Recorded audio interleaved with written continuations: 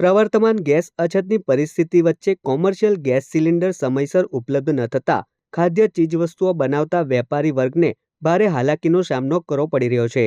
ખાસ કરીને ફરસાણ, મીઠાઈ તેમજ વિવિધ ખાદ્ય સામગ્રીઓ તૈયાર કરતા નાના અને મધ્યમ વેપારીઓ માટે રોજિંદો વ્યવસાય જાળવવો મુશ્કેલ બન્યો છે. અંકલેશ્વરના વેપારીના જણાવ્યા મુજબ છેલ્લા કેટલાક સમયથી કોમર્શિયલ ગેસ સિલિન્ડર મેળવવા માટે ગેસ એજન્સીઓના ચક્કર કાપવા છતાં પૂરતો જથ્થો નથી મળતો. પરિણામે બજારમાં ગેસ સિલિન્ડરની કાળાબજારી વધતી જોવા મળી રહી છે. હાલ 19 કિલોના કોમર્શિયલ ગેસ સિલિન્ડરનો ભાવ કાળાબજારમાં અંદાજે ₹5,000 સુધી પહોંચ્યો હોવાનું વેપારીઓએ આક્ષેપ સાથે જણાવ્યું હતું. ગેસ ન મળતા અનેક વેપારીઓએ ફરીથી લાકડા અથવા કોલસાની સગડીઓનો સહારો લેવો પડી રહ્યો છે, જેના કારણે ઉત્પાદન ખર્ચ વધી રહ્યો છે તેમજ ધુમાડા અને પ્રદૂષણની સમસ્યા પણ ઊભી થઈ રહી છે. ગેસ આધારિત વ્યવસાય ચલાવતા નાના વેપારીઓ માટે આ સ્થિતિ આર્થિક રીતે નુકસાનકારક સાબિત થઈ રહી છે. વેપારીઓએ જિલ્લા પુરવઠા વિભાગ સમક્ષ રજૂઆત કરી તાત્કાલિક અસરકારક પગલાં ભરવાની માંગ ઉઠાવી છે.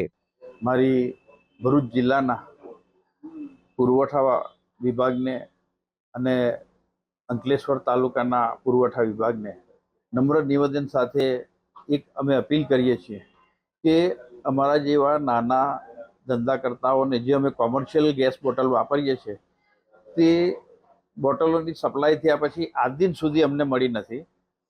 અમે ભરૂચ સપ્લાય ઓફિસરશ્રીને એપ્લિકેશન પણ બે ત્રણ દિવસ પહેલાં આપી છે અને એમાં અમને જે નિયમ મુજબ કોટા ફળવાતો હોય તો અમે એના માટે એ લોકોએ સત્વરે કાર્યવાહી કરવી. કેમ કે આ ગેસ લાઈન અમારા ત્યાં છે નહીં અને ભાડાની દુકાન હોય, અમારે ગેસ બોટલથી કોમર્શિયલ ગેસ બોટલોથી કામ કરવાનું હોય, જે બંધ થવાથી અમારા ધંધા પર તેમજ અમારા આર્થિક બાબતે અમને ઘણું નુકસાન વેઠવાનો વારો આવ્યો છે. અમારા કર્મચારીઓને પણ બહુ તકલીફ પડે છે.